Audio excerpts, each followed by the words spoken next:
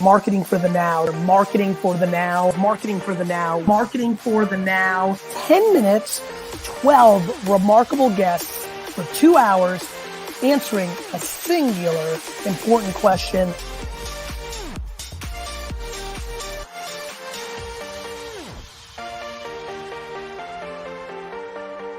Are you ready, Gary?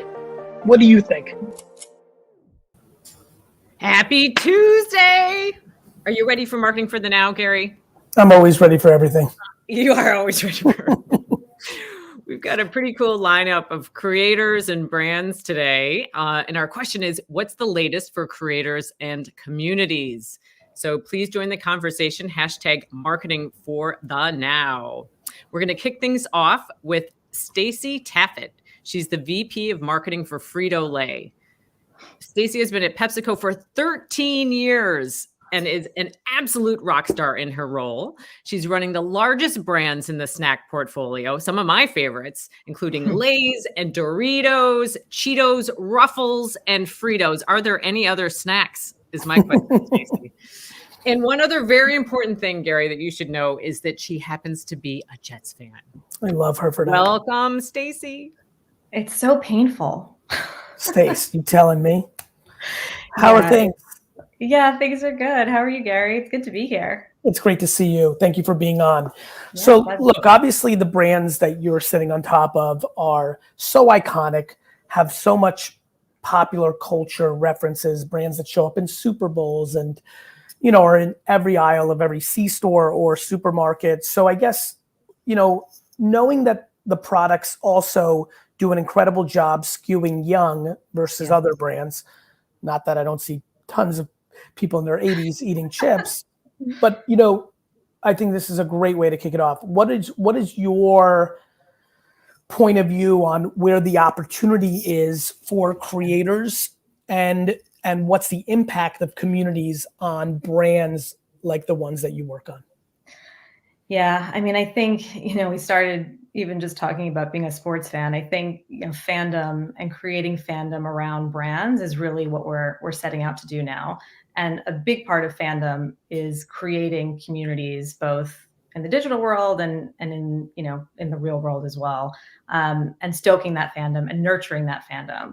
And so, you know, when I thought about the question about creators and building communities, there were sort of three principles that came to mind. And I can share a little bit about Doritos and Cheetos because those tend to be the brands that skew younger, and we have some good examples for. But the first one for me around this idea of creating community is, you know, the way we do marketing has evolved, right, from the legacy way where it was about distributing the consumer experience, like we'll tell you how you should engage with your brands, right, to now a world where we're encouraging people to participate in that experience and the experience of our brand, and we can build communities around those experiences. So, you know, a couple examples that we've recently done that I think illustrate this. One, you know, one of the business problems we were trying to solve was, you know, reminding everybody on the Doritos brand about how awesome and timeless nacho cheese is,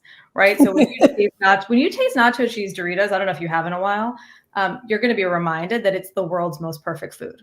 And so in the old world, we would have just, you know, told you that, remind you how great it is that nacho cheese Doritos exist. But what we did just this past summer was we decided to create a job called the Nacho Cheese Flavor Confirmer, which is inviting someone to taste nacho cheese. It's a real job. We're paying them to taste nacho cheese Doritos every day and tell us that it's still awesome. And the way that we hired for that is we invited people on TikTok to do an interview. It was a duet.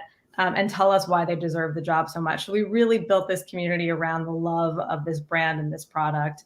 And it was a huge success. And our flavor confirmer is being paid every day that he tastes a nacho cheese Dorito. And then was it a challenging decision on who got the head nod? Was it a battle?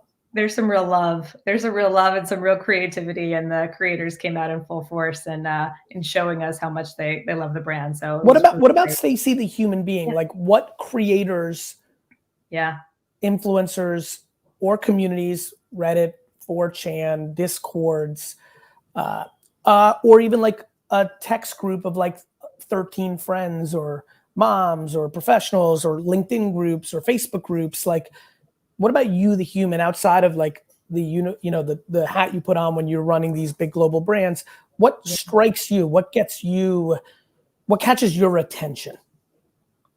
Just in general? Yeah, like if I asked you, what's fun about this? They're 10-minute hangouts, and I'm trying to bring as much value. I'm reading the comments from Frosty Real and Grandmaster UV and William McConnell, and I'm listening, but I'm also thinking what will bring the most value. And sometimes when you take a very successful operator in marketing and you spin it from like, hey, this is how you're thinking about, as you should be, Doritos or Frito, but like, hey, take a quick step back and be retrospective. Like, what have you noticed has worked on you? What brand did you buy because of a creator or influencer? Or what's your go-to community? Like, is there a Facebook group around a passion?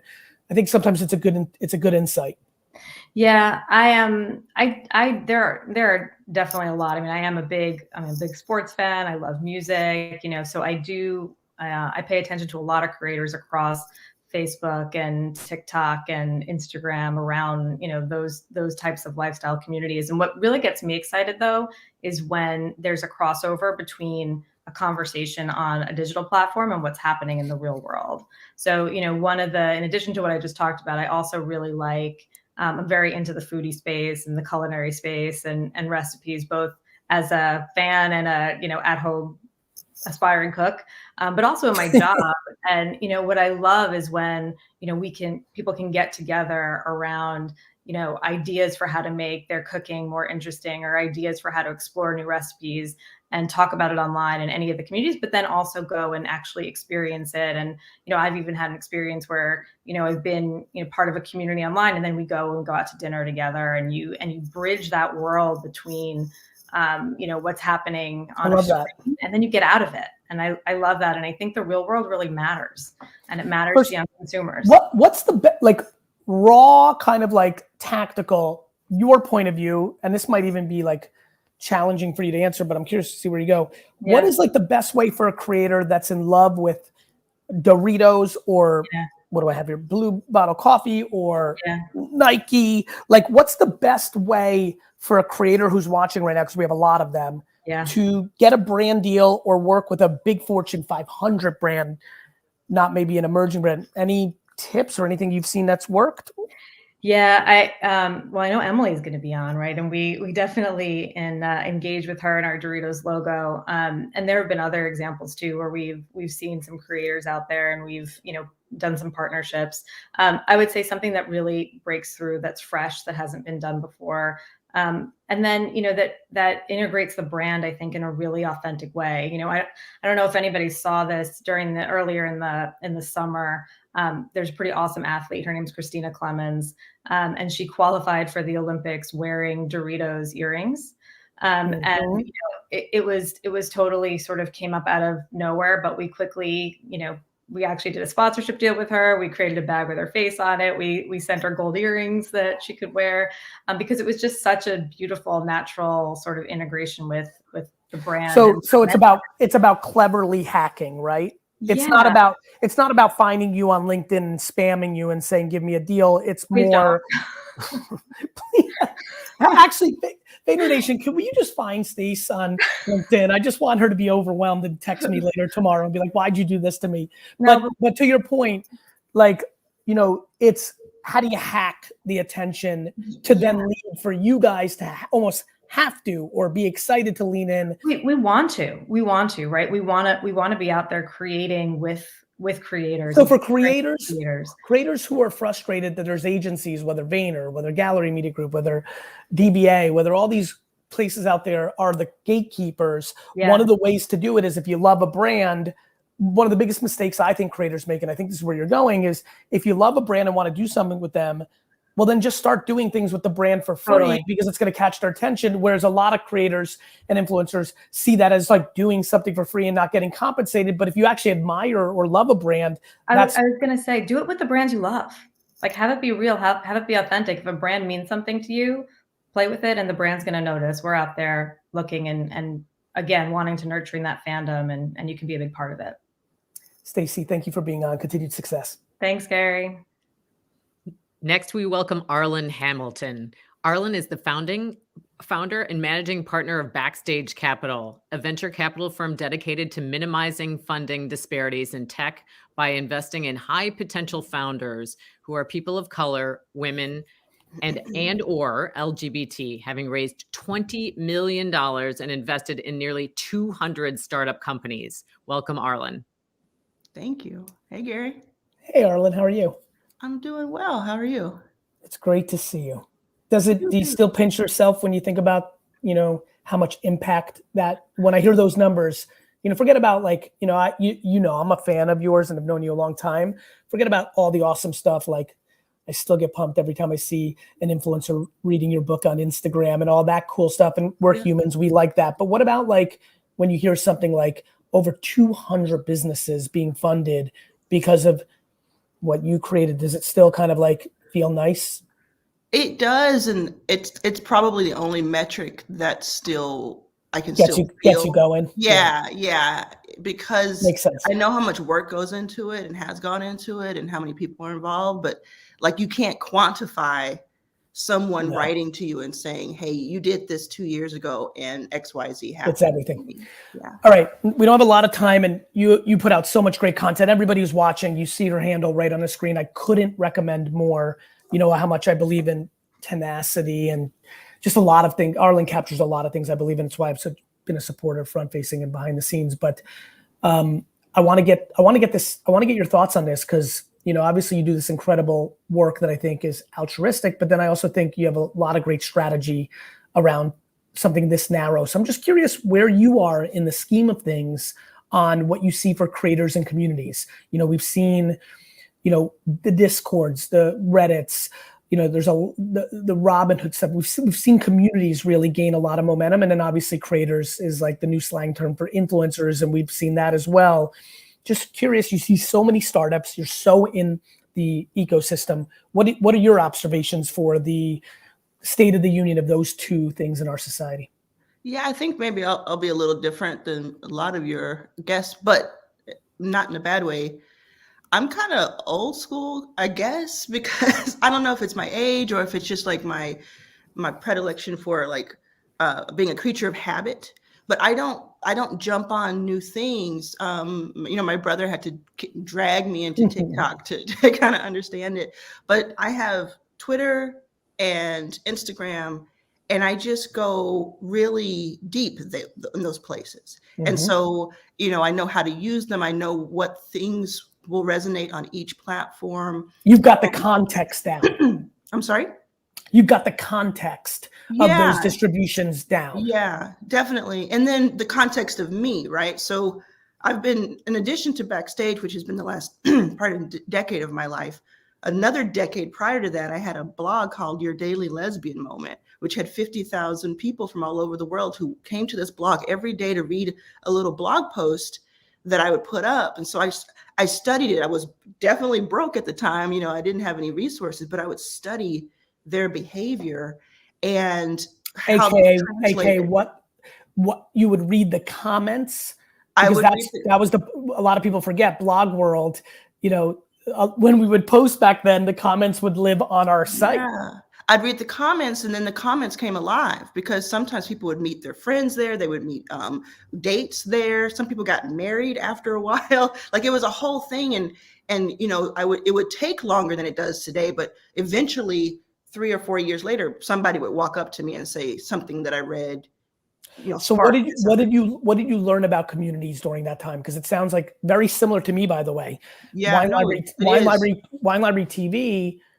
I lived in the comments on winelibrarytv.com. You would embed your YouTube video on your WordPress and then have the comments, and I would live in there and read it. And I think a lot of my skills were formed in there. It sounds like we have some similarities there. What did you learn? I learned that it's where I, funny enough, picked up the authenticity, how much that spreads and how important that is, and how valuable it is.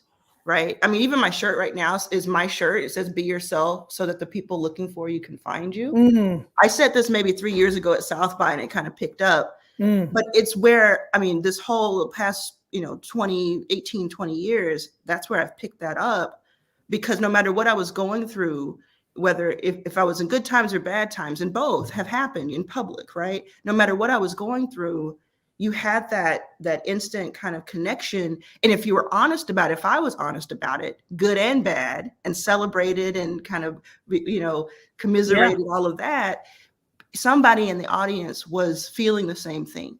Always. And they remember that kind of thing. And that's Always. carried on with me.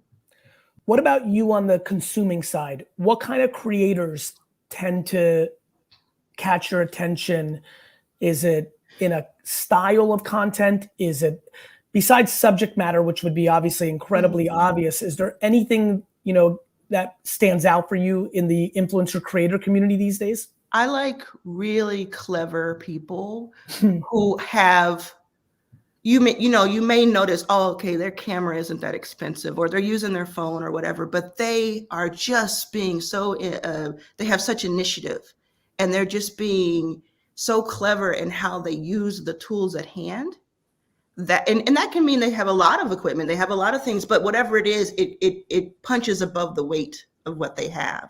And so I love being able to notice that. And I love things that they teach me something. Of course, if they make me laugh, you have my heart. But if you teach me something, like in a really fast way, and I can just like, whoa, I didn't think of it like that before. Do you go from seeing a tweet or in your Instagram feed, because it sounds like those are two places you're more native to, is it common for you to see something, you liked it intuitively, to your point, whether it is laugh, I love that, I agree, or, ooh, that's a clever take on something I've been thinking one way, that got clever. Will you find yourself going down a rabbit hole and then like, oh, Johnny or Susan got my attention for a second, and then 15 minutes later, you've like consumed 7, 12, 15, and now you decide, oh, was that a one-off and I only like that one piece of content, or am I about this person? No, I go into the vortex hard. I go, you talk about going deep into comments. And not only that, that's how I get a lot of the inspiration, or I connect with people. So, I may, Chacho on my team, on Backstage team, he became my chief of staff and on the partner track now, because I consumed his content on Twitter, when he didn't know I was looking at it. When he didn't know that a tweet that he did 2 years prior to the one that he sent to me was going to resonate and say, oh, this tells me one more piece of the puzzle. Another thing I like to do is on Twitter and sometimes on Instagram is I like to look at what people liked. That tells me a lot about them, right? It tells I agree. Yeah. And especially if it's someone I'm like, okay, do I want them to work with me? Do I want them to, do I want to invest in them? Now I have a new company. Do I want to hire them for the new company? That sort of thing. I love that. What about the frameworks around community? How much or how little, or what's a deep or maybe even a hot take on things like Discord, Reddit, like the containers of community? Any thoughts? Because again, you're looking at so many startups as well. Are we seeing an evolution of community? Yes, we are. I mean, so many people have opinion. And important. By the way, you can stop right there. We can end the whole show. Yeah. Thank you for having me. Have opinion of the Facebooks, the kind of the juggernaut. Sure, the establishments. Yep. Yeah, and I'll tell you the reason I don't go to a lot of places. Not to say that Instagram and Twitter are safer, but it's difficult sometimes, to read some of the comments and some of the things. It's a tough balance. So what I think what I look for and what I think is interesting are two things. One are companies, startups that are there to help make those current experiences safer and more pleasant. They don't have to be without critique. They don't have to be without edge, but just simply you feel like you're not going to be called every racist name in the book when you walk down the street. And then the other one are the ones that are just more niche, that are just like, that are interesting, that are maybe being built around, some of the things that are coming your way. Like for instance, I own a couple of NFTs. I'll tell you, one of the NFTs I own is Gary V gifting me an NFT. So that's my foray into it. But then I'm able to look at companies that are building around, the NFT community. So whereas I may not be like, oh, I got to get an NFT tomorrow, that's my thing. I'll leave that to Chacho because that's what he wants, or my brother. I look at it. Oh, it's really like your Discord for V friends. Like I read your Discord, but I didn't. I was like, I don't know how to get an NFT. I was over there. Gas. What is gas? Somebody has gas. Why are they farting in this? Yeah, I was like, what? Everybody's so excited about gas or upset about it. I was, but I read what was happening around it, consuming, and I saw all the phases of it, including, I studied it. I was like, this is so predictable because there's some people who are like, man, I don't like this. This is a scam, and I'm like, first of all, like, I don't know, something happened where you had like a week or something delay. And then in that week, the price that they bought went up. And so they got they made a fortune. They made money off of the first week. So I said, oh, okay, there's something here. And it was the comments that helped me understand the context. Yes. Of what's happening. Same for me. Arlan, you're a real gem. Please, everybody, get to know this woman no matter what you do. Thanks for being on. We'll talk soon. Thank you. Thanks, Arlan. Next up, we welcome Blake Gray. He's a creator, a model, and an actor. Blake came into the creator scene in 2015 and has since become one of the forefront creators on TikTok with over 10 million followers. He's also partnered up with some pretty big brands, including Aloe, PacSun, MLB, Revolve, and Prada. Welcome, Blake. Thank you. Thank you. What's up, man? How are you? I'm well, Blake. How are you? Doing good. A little nervous. My first ever live interview, so I appreciate you having me on, man. You're going to crush, my man. So, Blake, why don't you here's a good one. You're in such an interesting spot for a lot of people that are watching. You're super young. You're at the forefront winning on the platform that's kind of winning the day, 10 million plus on TikTok. Right. Even looking at your, creator, model, actor, that's super awesome. Like there's a lot of blessings in that, right? You didn't do much to be born attractive, right? Like why don't you educate everybody? Cause you're in it, right? I know enough about you. We've interacted in the past. Why don't you give everybody a real view of like, what are people that are perceptually winning on TikTok struggling with? What is awesome and what's a struggle from the perspective of not only you, though you're more than welcome to go there, but you get to interact with a lot of people like you, and you might be able to give people a little bit of a view under the hood of what's working and what's challenging. Yeah. So, I mean, I started about 5 years ago, and it kind of just happened by accident. I was just playing baseball, doing my thing at school, and being a creator, it definitely is fun. It has its ups and downs.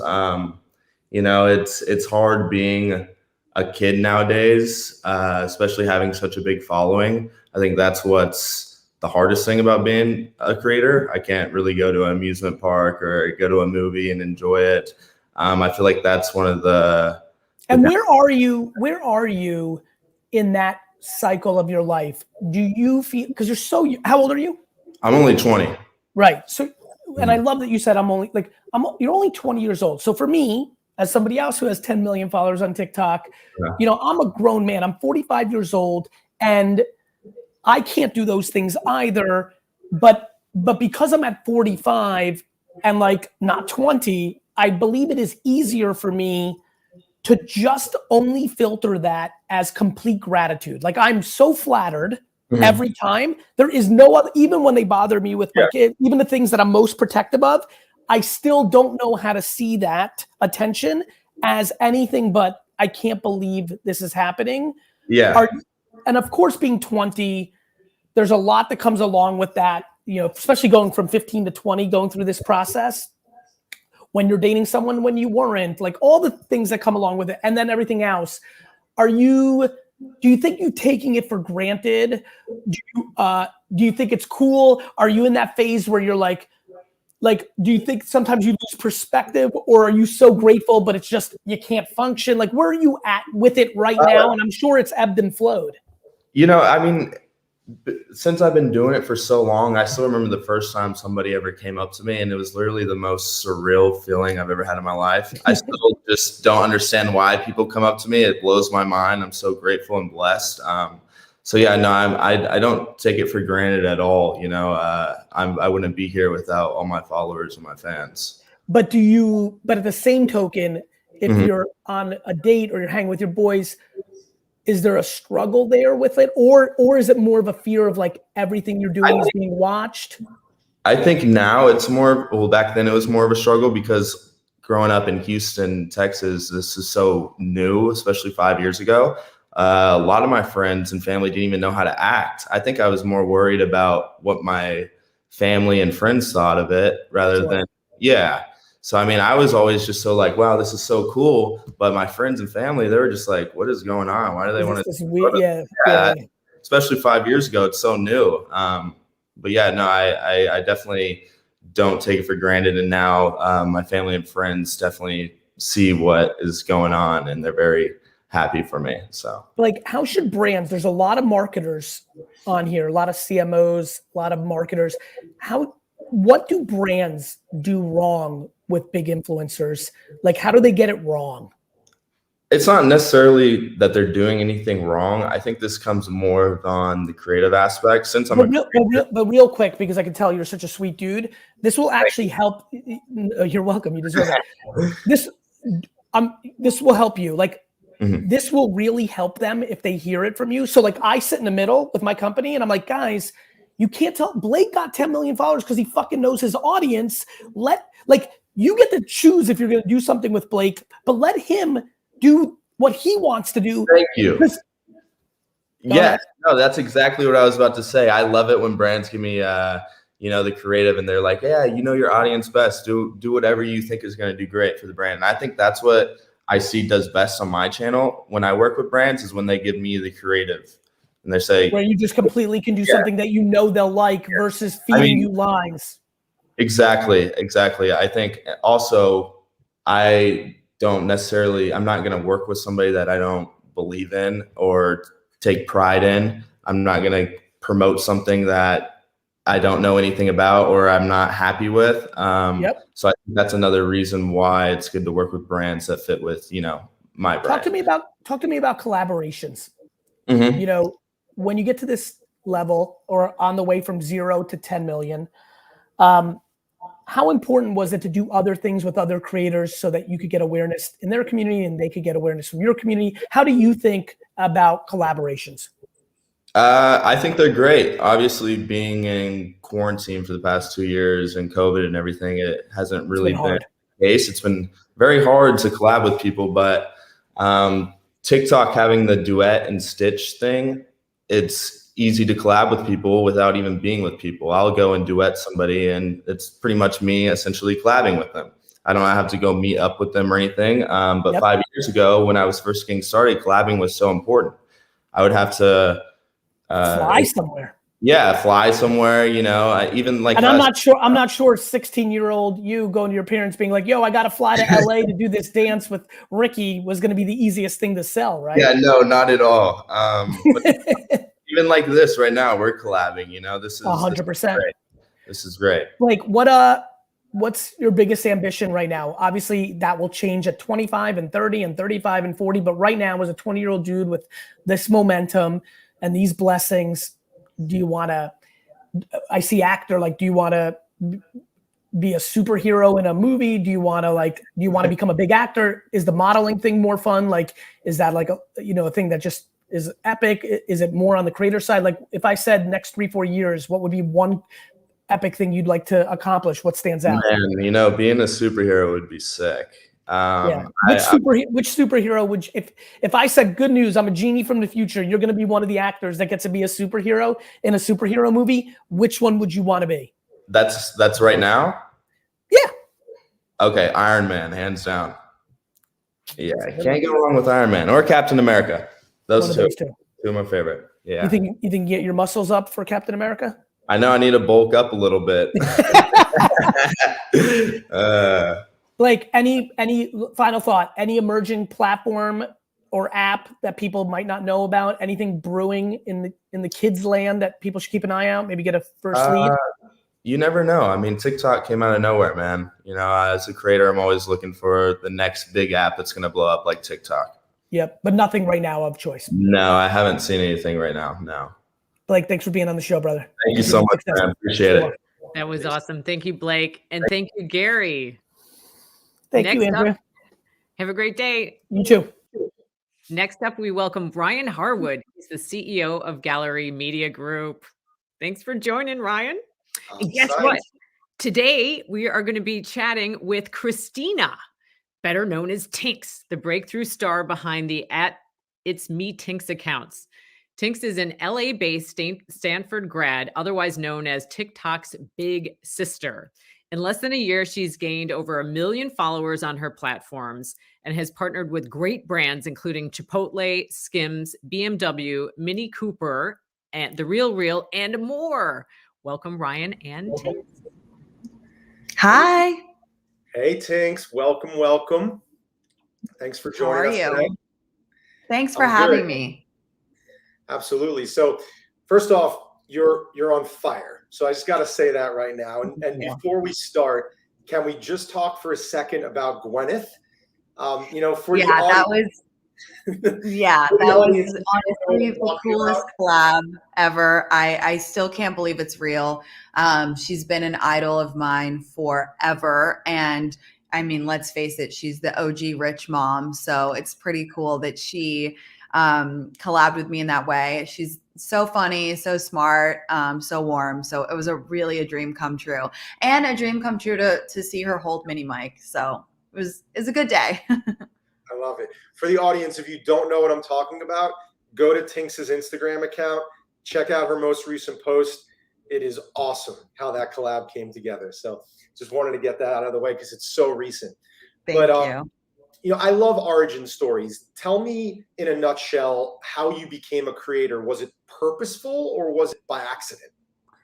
A little bit of both, honestly. Before I was a creator, I was a writer and a consultant, and I always thought of myself as kind of a behind the scenes creative. You know, never wanted to be in front of the camera. And then quarantine hit, and I was like, I have literally nothing to lose, and I'm enjoying consuming TikTok content so much, I might as well give it a go myself. And as soon as I made my first video, I realized this is what I was supposed to do. So in a way, all of my work before this has prepared me for it, but how it happened was kind of a happy accident. Makes sense. You know, we have a lot of brand marketers and chief marketing officers on the call, and you know, they're creating their own organic presence on these platforms. What are some tips that you can give brands that are also trying to nurture a community the way that you've nurtured your own community and built your own audience? I think finding true fans, like I think finding that whoever is championing your brand naturally is so important, and really fostering relationships with those people, because every brand has super fans. And I think that they're kind of the backbone of the fandom, and they are really the ones who start the little movements and who make the organic content. So finding out who those people are and forming meaningful relationships with them is so important. How do you think of when you're creating content for Instagram versus TikTok? Do you think differently, or is it similar? How do you think about that? You know, it is a slightly different audience. I think that they respond to slightly different things. I think my audience on Instagram, for me personally, is a little bit older, and on TikTok, it skews a little bit younger. And the type of content, I think we're just trained to view the two. We've been trained to view them differently. Like on TikTok, it's all about the hook, right? So when I'm thinking about TikTok, I think, in the first 3 seconds, am I grasping their attention? Whereas on Instagram, I know that those followers are a little bit more engaged, a little bit more patient. You know, they'll watch something the whole way through. So it is different. And I think that's just down to the nature of both of the apps and the way that people digest and consume the content on each. Yep. And when you get an incredible amount of engagement on your posts, which is just awesome. It means that you really truly have a cult-like following, so to say. But how do you determine how many of those comments you're actually going to respond to and engage with on each of the platforms? Like, at what point do you have to be like, I can't, you know? It's a lot to keep up with. I think where I'm most active is actually my DMs, because I give a lot of advice, and a lot of especially women write into me, and that's where I really try to spend at least 30 minutes or an hour a day just going through my DMs and responding to them, because it takes a lot to write me, and if you're reaching out and you need help or advice, like I take my responsibility and my platform very seriously. So that's where I spend the majority of my time. The TikTok comment section, it can be a little wild in there. It can get really crazy. So I tend to cut myself off. Usually I'll just scan the comments and just see the general consensus on my post. But I always say this to my followers, like, that's ego. That's ultimately, when you're reading the comments, like, that's your ego looking for a stroke, but ultimately you end up sometimes getting hit. So you got to cut yourself off and just do a scan here and there, like take the pulse of your followers and move on, because it can get a little wild. Dicey. I feel you. Have you ever had an instance where your audience just fully pushed back on a piece of content that you did? Yeah, I mean, sure, I've had flops and I've taken missteps, but I think for me, I'm always so honest with my followers, and I'm coming to this creator role so late in life that I'm so new to it that I tell them, like, guys, I'm going to make mistakes. I'm going to make missteps, but I want you to know that I'm super self-aware and I'm happy to course correct. And also it's good for me to fail in public, because then I can say I'm sorry, or I can, explain what went wrong to them. And I feel like I'm kind of growing with them. And I think that the age of like the perfect creator or the perfect influencer is over. And what people respond to now is humility and personal growth, and someone who's willing to change and to be influenced themselves. So yeah, I've definitely had flops. I've definitely screwed up before, and I'm sure I will again, but it's not a zero sum game. It's an evolving process. It's not net. Yeah. I think one thing that brands could really take away from the way creators do things is you guys collaborate a lot with other humans, with other influencers. And I don't think brands collab with other brands enough.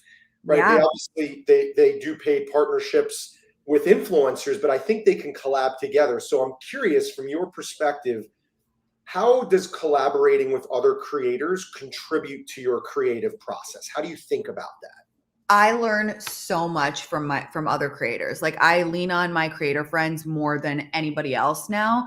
And I think it's such an incredible way to push yourself and to go outside of your comfort zone and to learn how other creators do things, even logistically, just like collabing with someone and seeing how they film or seeing their process and how they edit. It's so incredible. And I think you're right. I think brands should collab more. I think that audiences really love when they feel like worlds are colliding, because they're on the other side of the screen, right? And they're watching us, and the response that I get when I collab with other people, it's just like, it's crazy. And like, you see it on TV sometimes when, different shows will kind of have a world crossover. People love that. And that's the way that I think about the content too. Like, I'm a character to them. And so if I can bring another character from TikTok into my content or vice versa, it's thrilling and it's exciting. And it's a win-win all around. Win for me, win for the other creator, win for the audience, because it's interesting. So yeah, I think more brand collabs would be really fun. People would get a kick out of that. Is there one creator out there that you would love to collab with? Well, now that I've collabed with Gwyneth, I mean, that's me done for a little bit. But there's so many people that I want to collab with, so many incredible creators that I'm so lucky to know and that are so cool. And I can't wait to meet more of them. They're the most interesting, exciting people, and I'm lucky to be a part of the community. Awesome. To that point on that question, Gallery Media Group, the company that I run, helped Tinder make the Diplo date happen. And we're very happy and proud of that. So I'm asking you, as someone that's deep in the community and in dating advice, who's the next date we should try to make happen within the TikTok community? Oh, well, you should probably set me up with Harry Styles next. There we go. Oh my God. Brady, is that too much? I think that I am a good person to go on a date with. So at least, it's fun and entertaining, and I can edit videos well. So I don't know. I love it. Quick speed round of questions to get to know you. Salty or sweet? Sweet. Disney Plus or Netflix? Netflix. Summer or winter? Winter. 80s or 90s music? 90s. Almond milk or oat milk? Coconut milk. NBA or NFL? NBA. Last one, Friends or Seinfeld? Seinfeld. Tinx, thank you so much for joining us. We Thank you for appreciate having me. So much fun. Bye, guys. So awesome. Thanks, Tinx. All right. Next up, Ryan, you have a gaggle coming on. We're going to be chatting with Nate Wyatt, Azra Mian, Aisha Mian. Nate is a multi-hyphenate content creator, actor, and recording artist. Nate has amassed a following over 8 million loyal fans across numerous social media platforms. And at 20 years old, the Mian twins became overnight sensations on YouTube and TikTok less than a year ago, now boasting over 8 million followers. Originally from New York, the Pakistani-Albanian duo started their YouTube channel when they were 13, posting beauty tutorials, twin challenges, and vlogs. Welcome, everyone. Hi, thank you for having us. Yeah, thank you. Absolutely. Thanks for coming on, guys. We're excited to have you. So triple threat, Nate. Creator, actor, and recording artist. I love it. You're a Swiss Army knife. Yeah. Tell me, were you a creator before you became an actor or recording artist, or was it vice versa? How did that all evolve? Yeah, so I've been singing since I was a kid. I got into acting right after high school when I was 19 years old. And I didn't have a following. So I'm from Ohio, and I moved out to LA right after high school. Not having a social platform, kind of coming out and was going to do the whole, acting route, get a job, whatnot, and, just pay my dues and, get it like everyone else has, like in the, acting community and whatnot. And then I got out here and I was on social media because it was my form of like entertainment at the time. Cause like I control social media, I can't control when I have an audition, when I book something, etc. So, I was also just on social media when I got out here for fun, and it kind of took like a path of its own. I tell people, I think social media, it's preparation, but it's also a little bit of luck. So it kind of just happens. And yeah, that's kind of how I got into it. So I was an actor and a musician before I was a creator. Yeah. Makes sense. Awesome. Aisha, I'm going to ask you a question here. So how do you think about when you're creating content, how do you authentically engage your audience in a way that is like truly you? How do you think about that? I just think it's like really important to make sure you're staying true to yourself, especially when it comes to making content. It could be very easy to start wanting to like make content specifically just because that, let's say, it's performing well for someone else or this or that. And I think that it's very easy to notice when your fan base can see a change in the way that you're acting based on, if you see a technique working for another creator and that like starts to change the way that you make your content. So I think it's just really important to like stay true to what you began with and, just staying true to like your true intention on social media, because it's very easy to see that from like a fan perspective, like see a change in the creator or the way that they're creating their content or just the way that they interact with the fans. So just kind of staying true to yourself, and it's easy to get lost in it, but always bringing that back down to it. Well said. I love it. And Azra, how is the rise of TikTok impacted your career trajectory and goals as a content creator? Oh my gosh. It's changed our lives so much. Like just 2 years ago, we were living in New York, going to college for like marketing and business. And now we're living in LA and doing content as our full-time job. So I would say that definitely like, doing social media and doing what we do now, I feel like it's still not taken as seriously as it should be. Some people still look at it as just them making content and it's not a real job. But from our end, they don't like people like fans don't see the work that goes behind it and the meetings that we're in, the brands we're talking to, and that one TikTok can sometimes take us 2 weeks to film because we're going back and forth with the brand. So I just wanted to be taken more seriously, and it's definitely changed I feel like the outlook has changed a little bit, and I feel like people are starting to see that. But I mean, just doing TikTok in general has changed our lives so much. Like just 2 years ago, even a year ago, like we just moved out here, we were so fresh. So it's just crazy to see how social media can now be such a, it's a big part of everyone's life, but can be such a big job, especially for us because we're only 20 years old. Like, and our life has changed so much from it. So I mean, TikTok and social media in general has just changed the game for sure. Yeah. Hey, Nate, we have a lot of senior marketers watching the show, chief marketing officers, brand managers, the people that are dying to collaborate with all three of you. Yeah.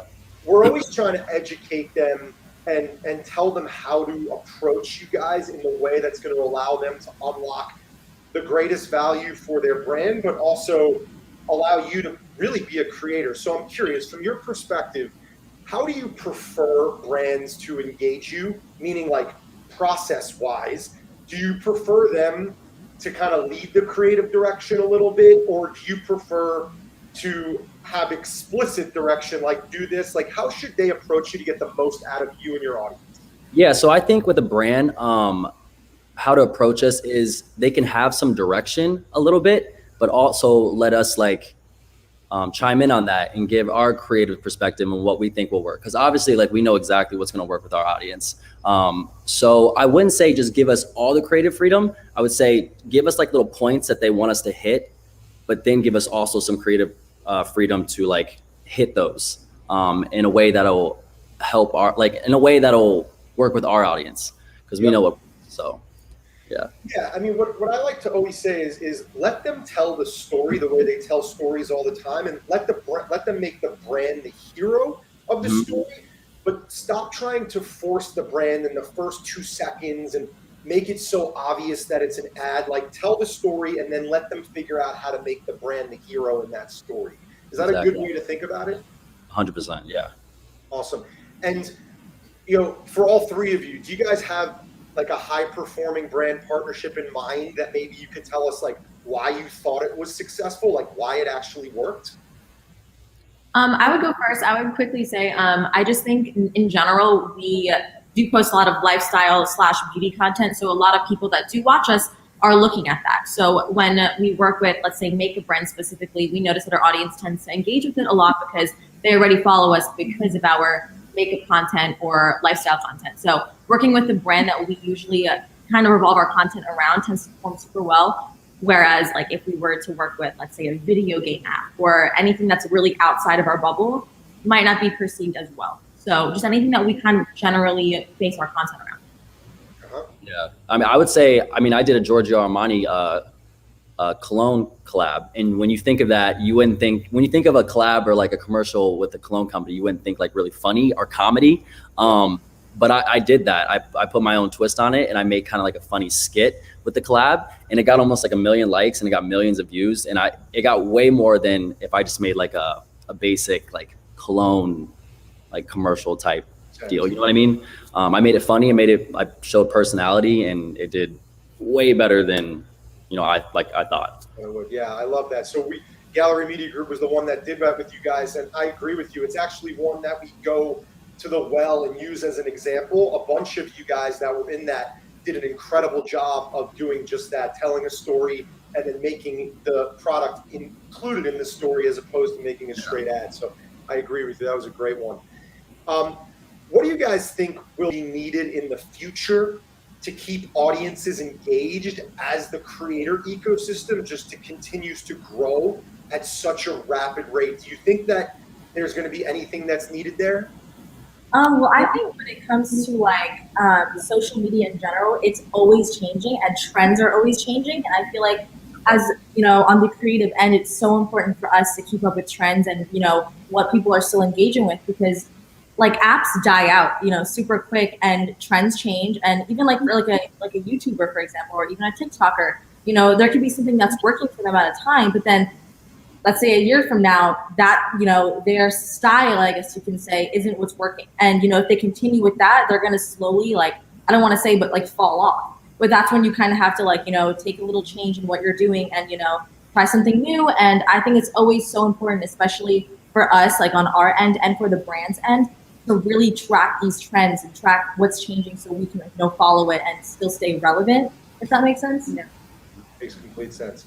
Yeah. Well, guys, thank you so very much for joining us. I know this went too quick. I have so many more questions for you, but you were awesome, and hope to get to meet in person soon. Thank you so thank you. much. Thanks, everybody.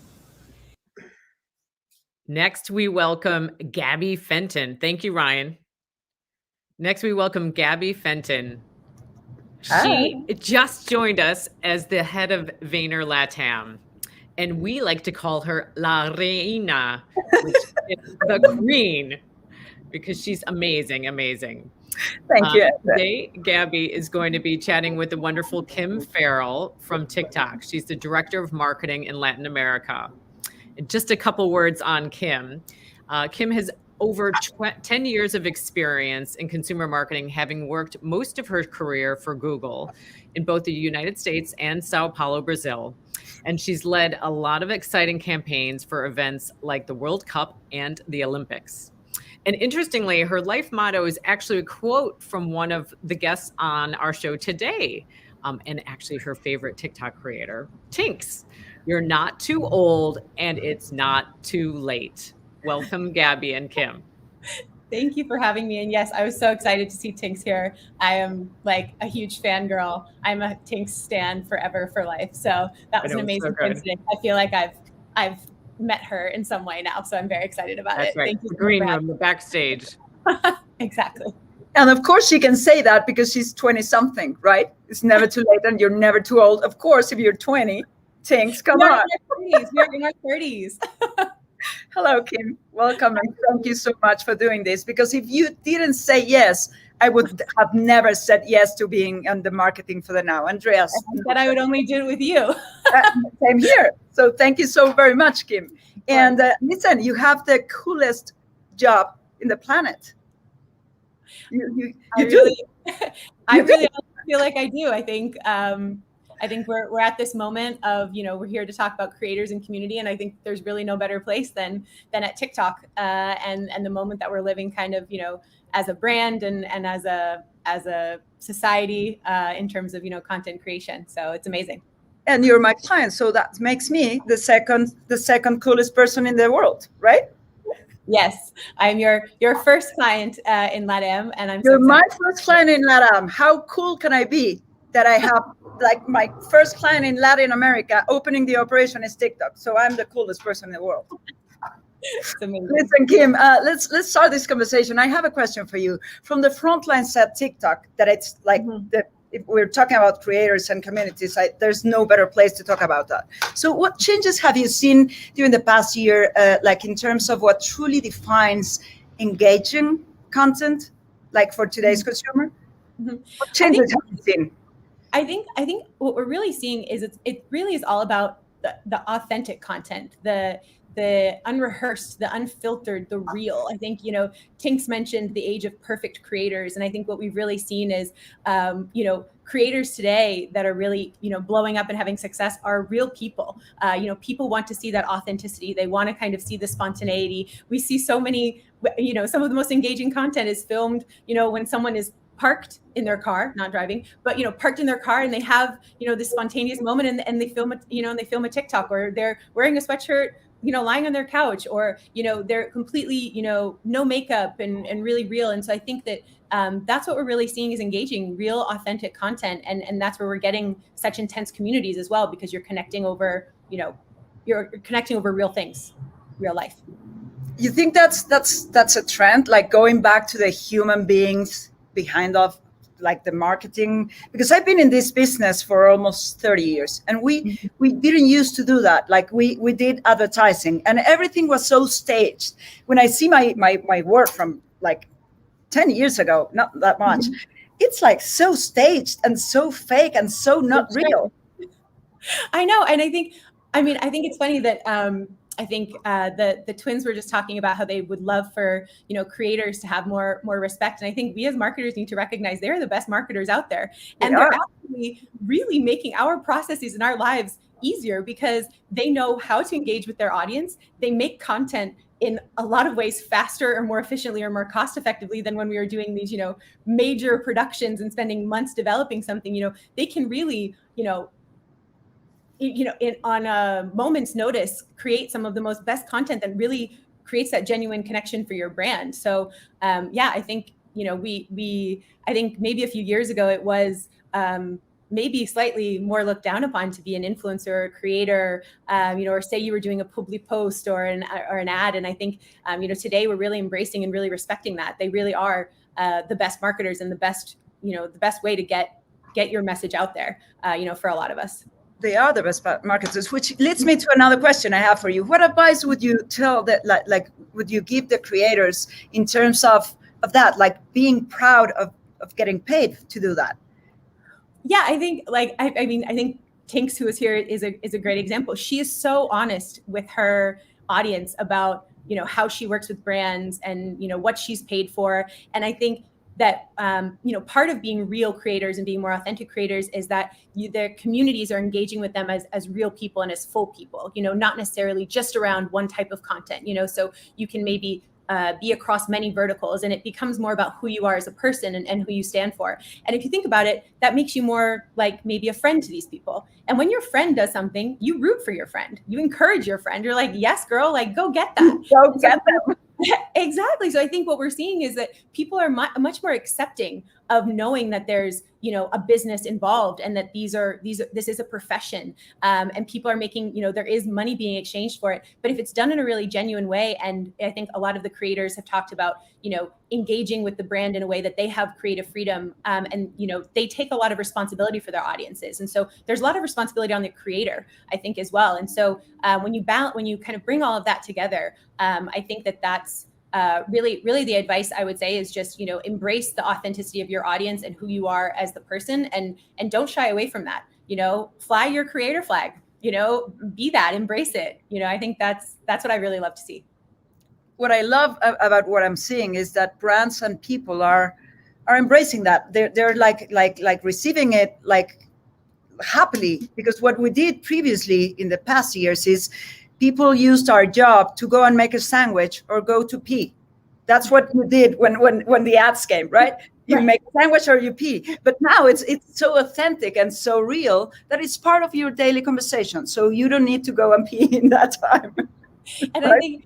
I think we're seeing how our tactics as brands and as marketers are changing, because instead of necessarily thinking about, the exact micro moments on the journey and necessarily always focusing on those ad targeting, we start talking about communities and engaging in the community and the sub community. People joke about sub talks and, really, really niche communities. And you can find that if you engage with them, it doesn't really matter necessarily the format or the time or the place. It really is about the content and about the, the creators you're working with and the way that it, kind of the way that it reaches them. So I think it's really changing kind of the way that we approach how we reach our audiences. And I think it's funny that we talk about audiences, but really our audiences are communities today. Of course. And of course you're going to serve me what I want to be served. So that makes a difference as well, right? So I have a very difficult question for you, because it's difficult for me. So I hear a lot of people saying, oh, when the older generation comes into a platform, like myself, okay? So whenever the older generation comes into a platform, they say like, oh, you can kiss that platform goodbye, right? What would you say to those people? Because older generations are coming into your platform. Yes. Quickly. I totally disagree. And I think especially like with, especially with TikTok, it really is such a personalized experience that you see the content that you engage with, right? And so I think it's much more about the true connections that you find with the content. It's what you're going to see. And so there really is room for everyone.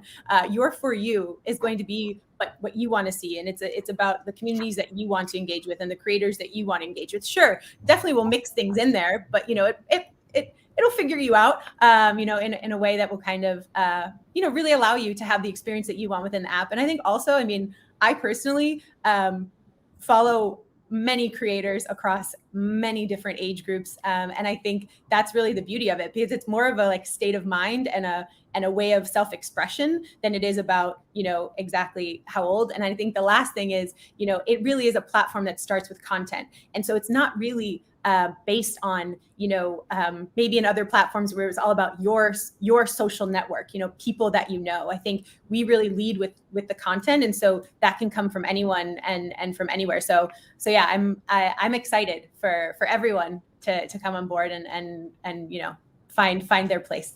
I'm super excited. I have one last question for you, Kim.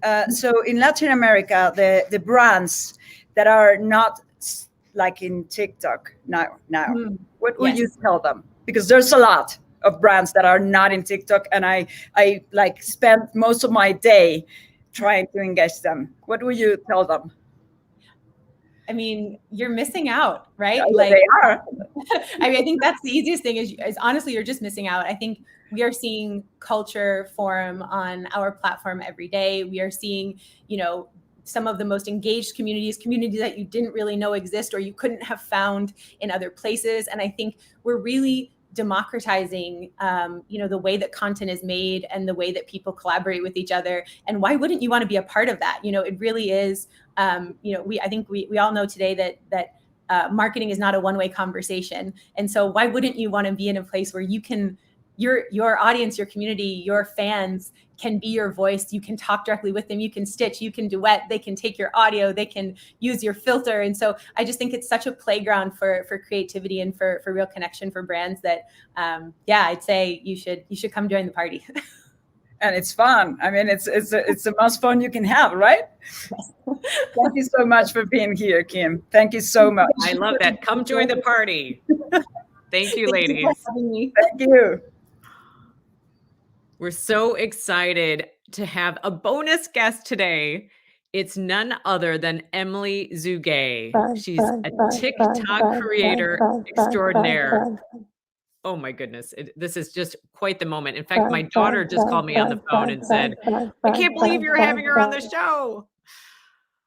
So one thing, Emily, I have to confess, I almost had a heart attack when I was watching the Ellen show and you were on it sharing all of these logos that you had redesigned. I come from Interbrand, which is one of the preeminent branding, design shops in the world. And to see how you had changed up these logos, it was just beyond. It blew my mind.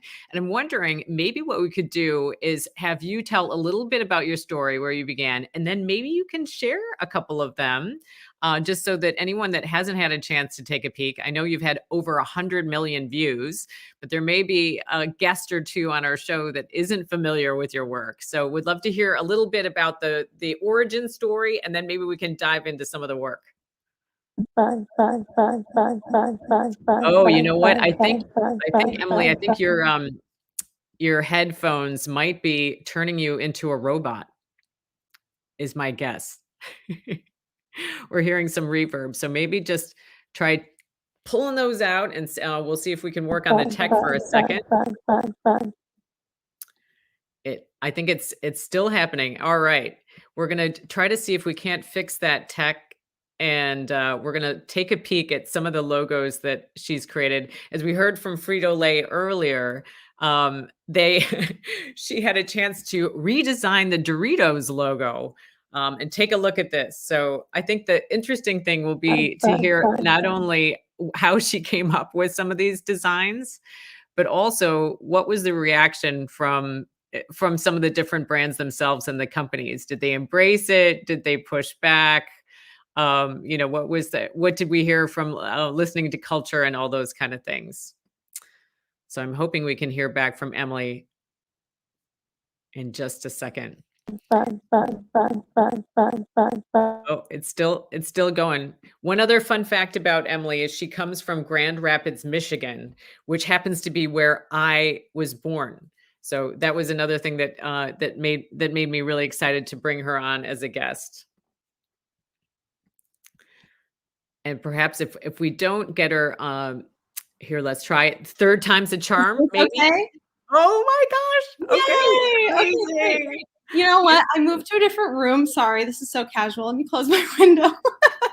I love it. I love it. That's the way we are on this show. It's all real time. We're just having fun here. And we get to see, we Awesome. get a tour of your house Yeah, of course. as My well. So beautiful, fantastic. So tell us a little bit more about how did you come up with this idea in the first place? Share some of those stories, and then maybe we can take a peek at some of the examples. Yeah, absolutely. So I think I kind of have to go back to the beginning of my content. I dove into satire content, satirical videos, I don't know what you want to call it, in April, just from experimenting and kind of like goofing around and trying to, quite frankly, like mess with people in the nicest way possible. But what I found was like these videos had like really great engagement that I would post, where I would almost play this like dumb blonde character, and people had a lot to say about it. So I thought, hey, this, any press is good press at this point in my career, because I'm a very small creator. So and I'm okay with it. I like it. I think it's funny. So I started to create these reaction videos to the comments I would be seeing, and people would call me out left and right, and they would think I was serious. This created a fun like little bond with my audience, though, because I think they like to be a part of the joke, and I think it was kind of like silly to see people who like really just, it kind of went right over their heads. Like some of them were just so ridiculous. Like I have a video of myself peeling a banana with a potato peeler, and people think it's real. So that kind of like developed into what it was, and I just felt really comfortable with my audience. We always just had tons of fun with like new videos I'd post, and they would always say, oh, I can't wait to see the comment reading videos. So I put out a logo video thinking I would create another comment reading video just to kind of see what people would say about it. Did you take any acting lessons? Because you're this very kind, sweet person, and yet the image that you project in a lot of your work is a whole different character, right? It is, yes. Thank you so much. That's so sweet. I actually did go to school for animation. I've always been like super fascinated with just the concept of entertaining people. So TikTok kind of gave me a place where like I never would have thought I'd be known for like a comedy or anything like that, but it really gave me a platform to sort of like experiment and like bring that side out of me and feel comfortable with my audience to try something new. So yeah, no like acting experience. I just try to be that person in like critiques that I would experience who thought that they were like the best at everything, and everybody like would look at like each other and know like this person needs to calm down. Using all that fancy language and all that, kind of salesmanship, right? Yes. So this is my beautiful work. I hope you enjoy it. This is for Doritos. We heard a little bit about it earlier in the show, and it sounded like Frito-Lay. Talk about the reaction, because it sounded like they kind of dug it, even though you would think, they might push back. Yeah, they commented on the first logo video and were like, we need a logo. So I was like, okay, Doritos, boom. Everybody knows Doritos. Everybody loves Doritos. So I try to choose brands that like generally everybody can identify and recognize. So they were hilarious. They put it as their profile picture. They were so fun to comment back with. That's great. Oh yes, the Jonas Brothers. Oh yeah, I originally had Kevin Jonas like DM me, and Joe Jonas comment on one of the logo videos, which was insane. And they were like, the Jonas Brothers, we need a new logo. So I was like, okay, I got you. And this was like definitely one of my favorite ones. That's so good, so good. McDonald's has a special place in my heart. And what was your reaction from like McDonald's lovers? Did you get any pushback, or people just enjoying it because it's fun and it's funny? I think people like actually thought it was funny because, well, on Facebook I'd seen they changed their profile picture to it, and then on LinkedIn someone had posted something that it was the most liked McDonald's profile picture ever, which was hilarious. So I think people just like to see these big brands playing into it and just kind of having fun, and it's not that serious. Yeah, like the Ellen DeGeneres, I heard the big gift basket that she awarded you at the end. Yes. with the new logo. Loved it. Loved it. Oh my gosh, that was fantastic. Oh, we have the niffle now with the president of the football in America, Peyton Manning. This was also a fun one. The NFL was so fun to work with too. They'd like made a video critiquing my profile picture and remaking me photoshopping me an entirely new profile picture. So just the back and forth with these companies has been like so fun and so unexpected, but like, you know, it's just been great. Did you ever think it was going to take off to this extent when you started off? I did not. To be completely honest, I thought that maybe a small group of designers would see my video and kind of crucify me, for lack of a better term. Because that's like what I did, you know, just kind of like put content out and be like a little troll and have fun. But I did not expect this to reach brands to like make a few headlines, which was really cool. I definitely did not foresee that. So that was, yeah, very, very cool surprise for me. Oh yes. And look at this. Oh my gosh. Oh, you know what? We have to bring Georgia and Summer. You have to come on screen for just a second. Emily's just redesigned our marketing for the Now logo. What do you think? We were actually talking about maybe we needed something that was like has a little bit more fire to it. All right. I got some thumbs up. I don't know. What do you think, guys? It's perfect. Okay. The arrow, everything. Now, the emphasis, the star. It's all there. It's got everything.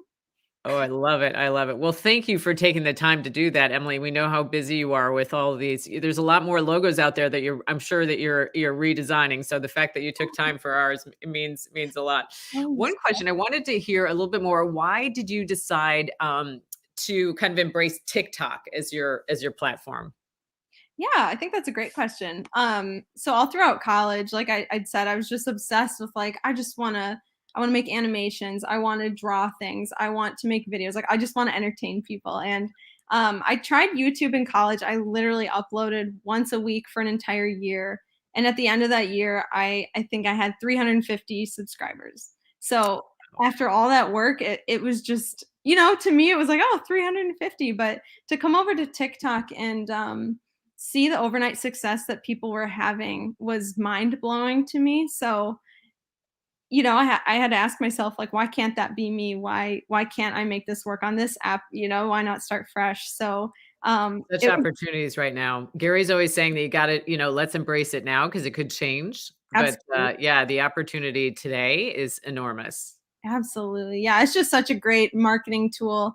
I think I've just grown as a person too, being on the app and learning a lot. And I don't know, I just love it. I'm having such a great time. That's amazing. And what other aspirations do you have? I'm sure this isn't the only thing you're doing. Tell us a little bit more about kind of your everyday and, you know, what you're dreaming about for the future. Yeah. I hope to create content, keep going down this road with comedy. I'm really enjoying it. I am actually a pet portrait artist. I do that full time, and well, TikTok's now kind of becoming my other full-time job. But yeah, so you know, I love doing my pet portraits. It's a great way for me to connect with my audience and just have some more personal relationships there. But yeah, I don't know. I just hope to develop this further and kind of see some longevity in it versus, you know, being a trend. And I don't know. I want to transition to other platforms, kind of connect with my audience a little bit more, and they know the deadpan delivery version of myself. But I hope that, you know, there are people out there who also want to know me, Emily, the person behind the, you know, the bad logos. Well, let's do whatever we can do to support Emily, whether it's the pet portraits or being a part of her community. Thank you so much for joining us today, Emily. It's been such a joy, and we love our new logo. So. Oh. Absolutely. Thank you guys so much for having me. Sorry about the audio issues too. Oh no, it makes it all fun. That's yet another persona, right, for Emily. All right. Thanks everybody for joining the show today. We're excited to have you guys join us in November, on November 11th for our next show. And until then, I hope you guys are off and creating. We'll see you soon.